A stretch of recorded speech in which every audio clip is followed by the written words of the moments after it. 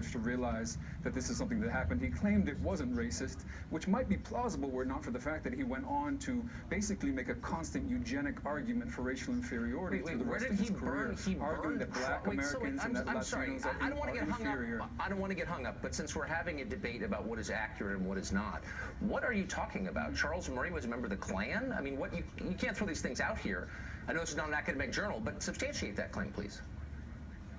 Now, I mean, Tucker, I'm pretty sure you know what Google is, and I'm pretty sure you know how to do research. And if you did that, then you would realize that this is something he's admitted to, although he claimed that it had no racial undertones. Unfortunately, as I said, he went on to write that blacks and Latinos are racially inferior, that they're genetically debased. And he's gone on more recently, actually, this might be interesting for your audience, that he's gone on more recently to actually argue that poor whites are becoming genetically inferior as well. This is someone who uses the most flimsy pseudoscience that's been debunked in every way possible, and yet people continue to take it seriously because it makes them feel better. So look, you're saying that someone who makes racially inflammatory claims that haven't been vetted by the academic establishment shouldn't be allowed to speak on a college campus, and yet people have said that of you. You called on Twitter for, and I'm quoting, white genocide, obviously a racially inflammatory thing to say. People tried to shut you down, and you called those people a mob and defended academic freedom when it applied to you. Why? How is he more racially inflammatory than you calling for white genocide? I'm losing my faith. I'm really losing my faith in your ability to use Twitter. I mean, to use Google, because if you used Google, the first thing you would realize is that, of course, white genocide is not a real thing. It's a racial fantasy of the kind that Charles Murray and his ilk like to put forward. But and when you put forward these arguments, I'm not saying that no one should be. I'm not saying they shouldn't be allowed on campus. I'm saying that they haven't earned any kind of platform on campus, and the free speech rights of those who are most affected by that racist hate speech comes into play. They're able to protest as they did today. They protested today peacefully at Villanova before they were attacked. Nobody takes you seriously. I'm trying to take you seriously. You're accusing this guy of racial demagoguery, and you called for white genocide. You also applauded the Haitian Revolution for killing whites. Look, those are your views. I'm not saying you shouldn't be allowed to express them. I'm merely pointing out the irony that you're trafficking in race hatred, and yet saying that Charles Murray shouldn't be allowed to speak because he traffics in race hatred. Are you self-aware enough to catch that? I actually believe, I believe in a very fundamental way that all people are equal. What's very interesting and different is that Charles Murray does not, and he's dedicated his life to arguing that people are inferior, and that those inferior people should not have access to education, should not have access to social welfare. I think he's argued for genocide. Out of higher education. Okay, right. I doubt you've read a Charles Murray book, but I'll give you the benefit of the doubt. Supported by. Okay, but answer my question. You called for white genocide, and I'm not making it up. It actually got a lot of attention. Are you going to defend that as a principled academic stand? I mean, what does that mean exactly? And I really, maybe I gave you too much credit. Maybe I thought you were too smart. Maybe I thought that you would actually do your research and figure out, for example, what is satire, what's clearly satire, what talks about an imaginary concept of white genocide, which is upheld by the likes of Steve Bannon and all these alt-right figureheads who actually think that white people in the United States are under existential threat. I do not believe that. Okay, so here's something that I don't even understand the answer, but I'm going to pass on to something you said just a couple days ago, and this is on your Twitter account. You said, some guy gave up his first-class seat for a uniformed soldier. People are thanking him. I'm trying not to vomit or yell about Mosul. Was that satire too? What does that mean? Or are you going to blame Steve Bannon for that as well?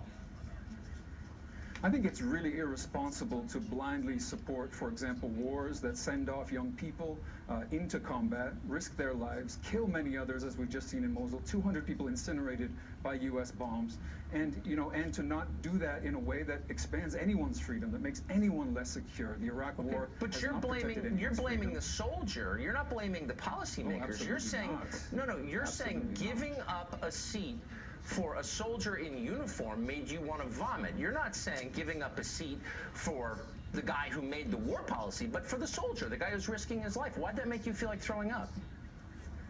I think U.S. troops need real support. They don't need symbolic gestures. What they need is not a first-class seat. What they need is healthcare support, psychological support. Women in uniform need to not be subjected to an epidemic of sexual assault. And more than anything, they don't need to be deployed, have their lives risked, be taken away from their families for wars that do nothing and no good for anyone. But why is it bad to get, okay, that's fine, but why is it bad to give him a first-class seat? I'm missing that. Someone's trying to be nice to the guy who's going through all these hardships you just described, and that makes you mad.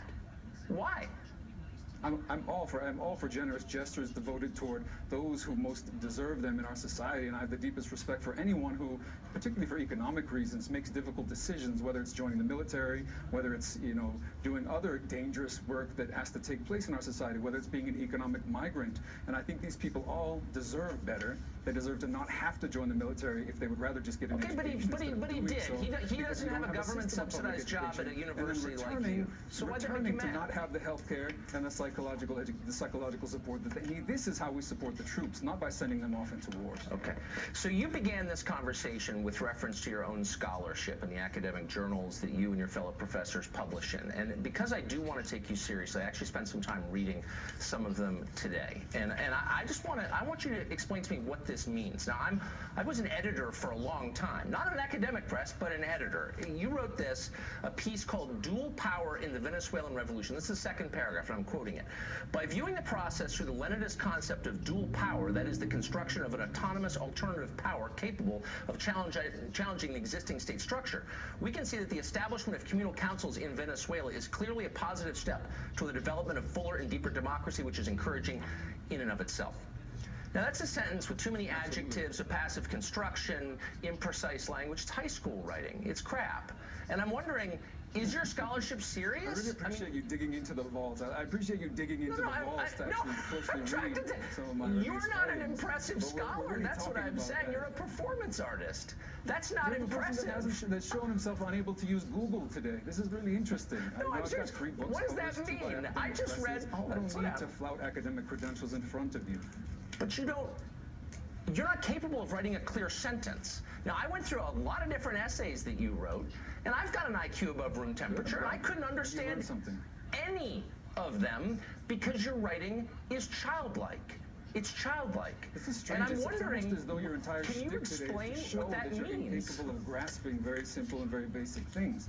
Okay, so what is studies on popular power in Venezuela, on the development of what are called communal councils. I know them better than most, and I know what it means to develop these participatory institutions of democracy in Venezuela. I'm glad to talk about them. But if your entire shtick is to come on here and say that you can't understand basic English and basic sentences, I'm really not sure where to start. But it's not basic English. I've spent a lot of time writing and editing basic English, and it's designed to make the idea clearer, not to cloak them from people. So two things are going on. Either you don't really know what you're saying because you don't understand it yourself, or you're trying to hide it from the person for whom you're writing. And neither one is impressive. And I guess my point is, the only writing I've read by you that I can understand clearly are your tweets. And they seem to be designed to shock people, to get attention. It seems, again, a species of performance art, not scholarship. Has this occurred to you? I mean, performance art is scholarship. Let's be real about that. But you seem to be able to understand the very short pieces that I write, and yet when you sit down to try to read the longer things, you suddenly want to perform your own inability to actually read and to digest. Plenty of people have read my work, they appreciate it, and yet you're here defending someone like Charles Murray, who very few people defend, who is a I'm not defending Charles Murray. I'm defending We're here talking about. I'm defending his right to say what he thinks. And I think that underpins all scholarship, is the right of people to say what they believe. We call it free speech. It's enshrined in the Bill of Rights, in the First Amendment to that bill. So I'm just surprised that you're not for that, but then I guess I shouldn't be, because you defend Hugo Chavez. But let me just ask you one final question. If your tweet... Now, at no point in the First Amendment does it say that no one should use their free speech to protest. And I think you know that perfectly well. No, but it's not a question of protesting. At no point does it say that free speech should not be loud, it should not be disruptive, it should not be unruly. These are things that have a long and venerated tradition in the United States. And I'm not against protest, as you know. Free speech You're is very not protesting, Professor. You're trying to prevent a man... to an academic platform. It's silly. You're trying to prevent him from saying what he thinks. Think tanks. Okay. Last question. The tweet that you're unwilling to defend about feeling nauseous as you see a man in uniform getting a first-class seat, you protected that. You prevented the public from seeing that right after you tweeted it. If you're proud of what you think and you can defend what you think, why did you do that? I believe absolutely in the right of people to use these platforms. I believe in the right of Charles Murray, of course, to take to Twitter and to say, to spew his kind of violent racism. But that doesn't mean that he should be invited onto a university campus to do so. I'm sorry. I don't have a lot of time. I just want you to answer my question. Those people that he says are inferior, those people that he says are inferior have every right to protest to him, to take to the streets, to demand that he not be able to speak. But you're not answering my question. As human You're beings. going on He's saying that they're racism. inferior. Okay. Yes. I got it. It's racism. Are you going to answer my question? If you don't want to recognize Charles Murray as a racist, why are you protecting your Twitter feed if you can defend your position? Why are you hiding it from the public? Sometimes you need to protect your Twitter feed when people who like to go on and on about free speech decide that it's time to violently threaten people who are using that free speech. I would not violently threaten a Charles Murray. Says the man who called for white genocide. And yet, you didn't major in irony, I can see, Professor. Right to go speak at Villanova. I gotta go. Absolutely absurd. Thanks for joining us tonight. Have fun.